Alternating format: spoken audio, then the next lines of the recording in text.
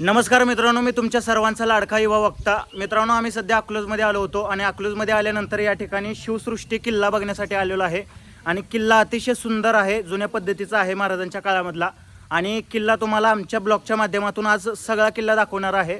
अगोदरसुद्धा अकलूजला आलो होतो बऱ्याचदा, पण किल्ल्याकडे येण्याचा योग आला नाही. मी आणि माझा मित्र या ठिकाणी आलेलो आहे, शिवराज राजगुडे माझा भाव आहे. आणि आता किल्ला बघण्यासाठी आम्ही चाललेलो आहे. किल्ला संपूर्ण तुम्हाला आजच्या ब्लॉगच्या माध्यमातून दाखवणार आहे. मित्रांनो, तुम्ही बघू शकता या ठिकाणी प्रचंड प्रमाणात अगदी मन प्रसन्न करणारं वातावरण या ठिकाणी निर्माण झालेलं आहे. तुम्ही बघू शकता माझा मित्र आहे मागे, आणि या ठिकाणी बघू शकता तुम्ही पाणी वगैरे भरपूर प्रमाणात आहे आणि एक नंबर पाण्याचं वातावरण वगैरे सगळं झालेलं आहे.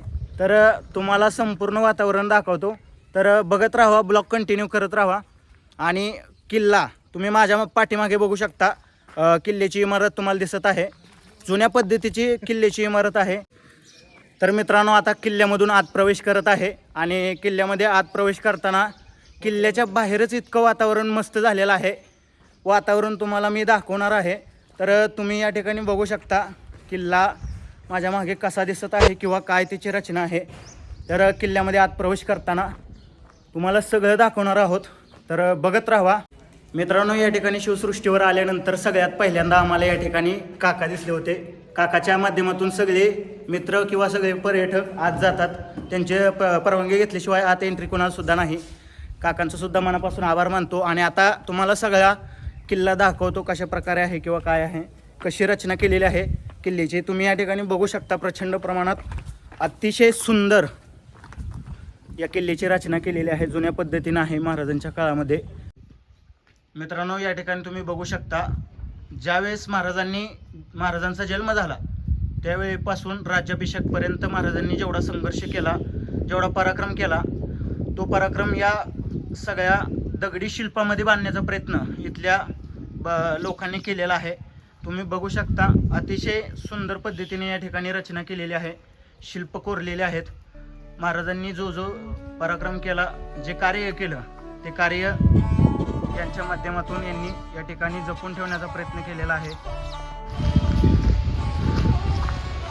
मित्रांनो, 18 पगड जातीच्या मावळ्यांना सोबत घेऊन छत्रपती शिवाजी महाराजांनी या महाराष्ट्राच्या मातीमध्ये अनेक पराक्रम केले, अनेक गडकिल्ले जिंकले. त्याच गडकिल्ल्यांच्या माध्यमातून पूर्ण महाराष्ट्राला आज प्रेरणा मिळत आहे असं आपण म्हटलं तर वावगं ठरणार नाही. मित्रांनो, छत्रपती शिवाजी महाराजांनी 18 पगड जातीच्या मावळ्यांना सोबत घेऊन हे स्वराज्य उभा केलेलं आहे. आणि त्याच स्वराज्याबद्दल आज थोडी जी शिल्प आहेत किंवा जुन्या पद्धतीची जी रचना आहे, ती रचना आज आम्ही आमच्या ब्लॉगच्या माध्यमातून तुम्हाला दाखवत आहोत. तर तुम्ही या ठिकाणी बघून घ्या. मित्रांनो, छत्रपती शिवाजी महाराजांचा जन्म ज्या शिवनेरी किल्ल्यावर झाला, त्या शिवनेरी किल्ल्याची रचना अगदी हुबेहूब या पद्धतीने या ठिकाणी रचना केलेली आहे.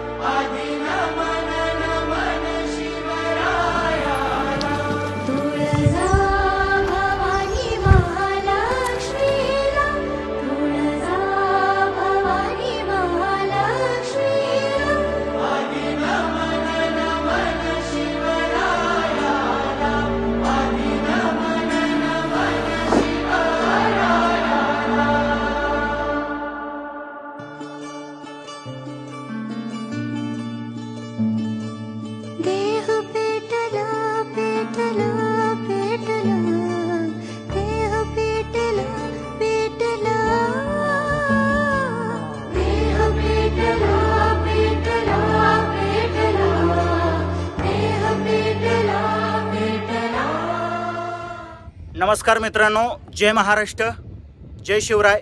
मित्रांनो, सध्या अकलूजमध्ये आल्यानंतर या ठिकाणी शिवसृष्टी किल्ल्यावर अकलूजमधील प्रसिद्ध ठिकाण आहे, त्या प्रसिद्ध ठिकाणावर अर्थात शिवसृष्टी किल्ल्यावर आलेलो आहे.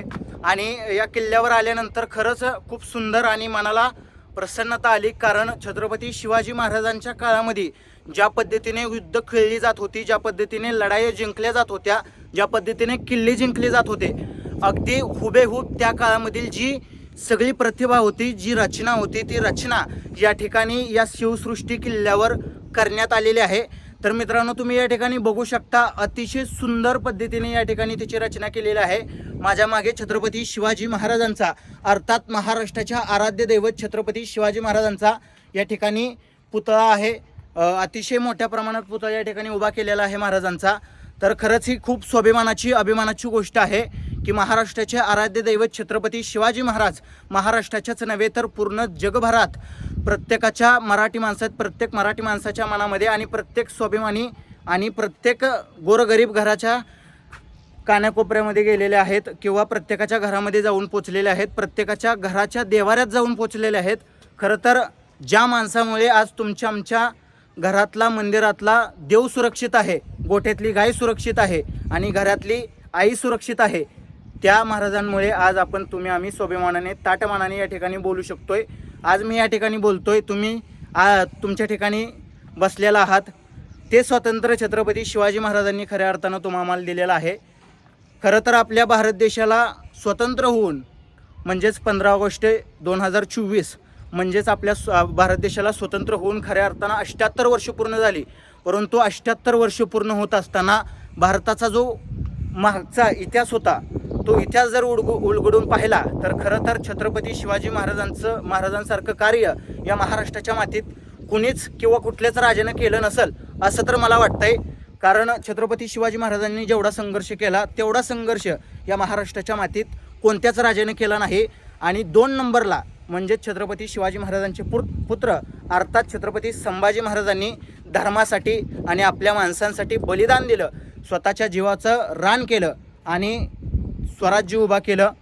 आणि तेच स्वराज्य आज आम्हाला टिकवून ठेवायचं आहे आणि ते आम्ही ठेवू यात मात्र शंका नाही।